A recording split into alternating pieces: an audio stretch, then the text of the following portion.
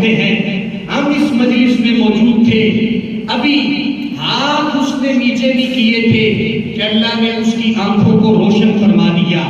تو یہ حدیث شریف صحابہ کرام علیہ رضوان نے یاد رکھی اور نبی علیہ السلام کی زندگی میں،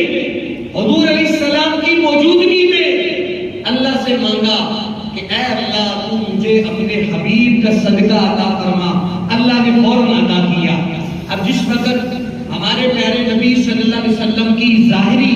وفات ہو گئی، ظاہری طور پہ آپ نے وصال کیا، تو ایک شخص وہ مدینہ شریف میں آیا اور کہنے لگا کہ میری حضرت عثمان غنی سے ملاقات نہیں ہو رہی، میں نے کوشش کی ہے لیکن حضرت عثمان غنی مجھے ملاقات کا ٹائم نہیں دے رہے۔ حضرت عثمان بن حنیف کہتے ہیں کہ مجھے نبی علیہ السلام کی دعا کے یہ کلمات یاد تھے،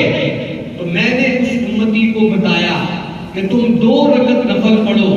2 رکعت نفل پڑھ کے یہ دعا کرو، اللہم انی اسألک واتوجہ الیک بنبیک محمد النبی الرحمہ۔ تم یہ دعا مانگو،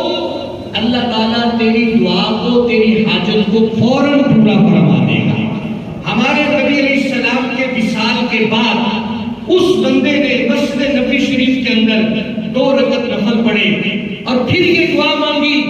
تو کہتے ہیں کہ جیسے ہی دعا مانگی حضرت عثمان غنی کی طرف سے بندہ آ گیا کہ چلو تمہیں عثمان غنی ملاقات کے لیے بلا رہے ہیں۔ صحابہ کرام علیہ رضوان انہوں نے اس حدیث کا تجربہ کیا کہ ہمارے نبی علیہ السلام کی زندگی میں ظاہری طور پہ تب کسی نے وسیلے سے مانگا تو تب بھی اللہ نے عطا کیا، اور آپ جس وقت ظاہری طور پہ پردہ کر کے اپنی قبر مبارک گنبد خضرا میں تشریف لے گئے، تب بھی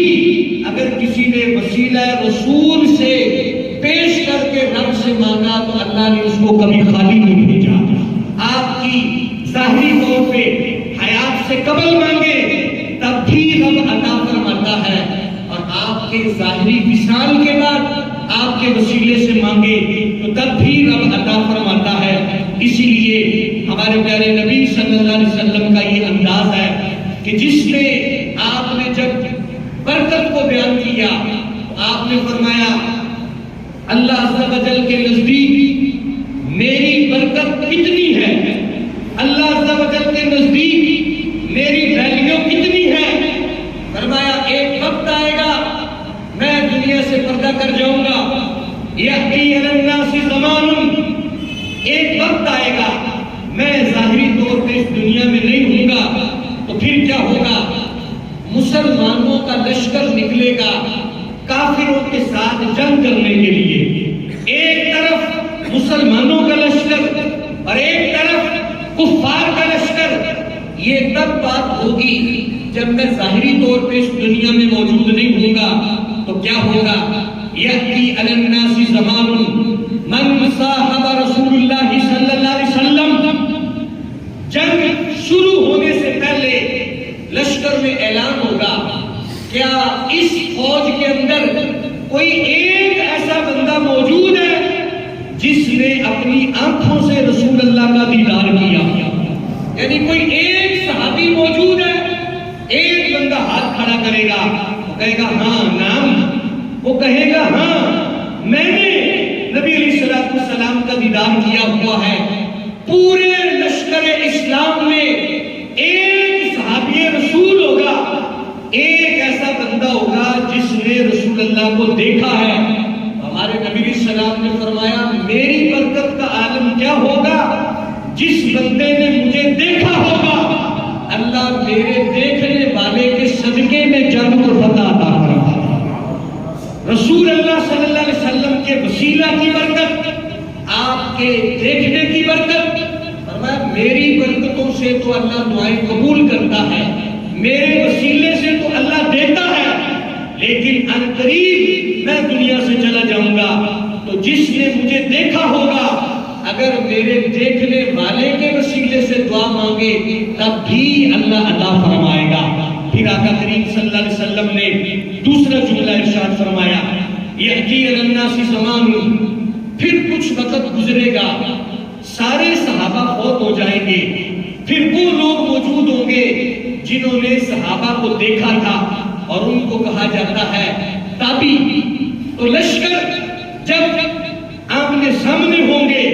پھر لشکر میں اعلان ہوگا کوئی ایسا بندہ موجود ہے کہ جس نے رسول اللہ کو تو نہیں لیکن نبی علیہ السلام کے کسی صحابی کو دیکھا ہو۔ ایک بندہ ہاتھ کھڑا کرے گا، ہاں میں نے حضور علیہ السلام کے صحابی کو دیکھا ہے۔ ہمارے نبی علیہ السلام نے فرمایا اللہ تعالیٰ میری برکت میرے دیکھنے والے کو بھی دیتا ہے، اور جس نے مجھے دیکھا آگے اس نے جس کو دیکھا اللہ اس کو بھی برکت عطا فرماتا۔ فرمایا صحابی کے وسیلے سے جگ میں فتح، تابی کے وسیلے سے جگ میں فتح، پھر اللہ تعالیٰ تبا تابی کے وسیلے سے بھی جگ میں فتح عطا فرمائے۔ فرمایا میرے دیکھنے والے کے وسیلے سے اللہ تعالیٰ مسلمانوں کے لشکر کو فتح دے گا، پھر میرے دیکھنے والے کے دیکھنے والے کو فرمایا میری برکت میرے بعد اللہ 4 پشتوں کو عطا فرمائے گا۔ تو یہ ہمارے پیارے نبی علیہ السلام نے عقیدہ امت کو دیا کہ تم نے جب بھی رب سے مانگنا ہے، دعا مانگنی ہے، یا جب بھی رب سے مانگنا ہے اللہ سے اپنے محبوب کا وسیلہ دے کے مانگو، رب سے میرے وسیلے سے مانگو، اللہ تعالیٰ یقیناً تمہیں میرا وسیلہ عطا فرمائے گا۔ اللہ عز و جل ہمیں اپنی دعاؤں میں اپنے پیارے محبوب علیہ السلام کے وسیلے سے مانگنے کی سعادت عطا فرمائے۔ وآخر دعوانا الحمدللہ۔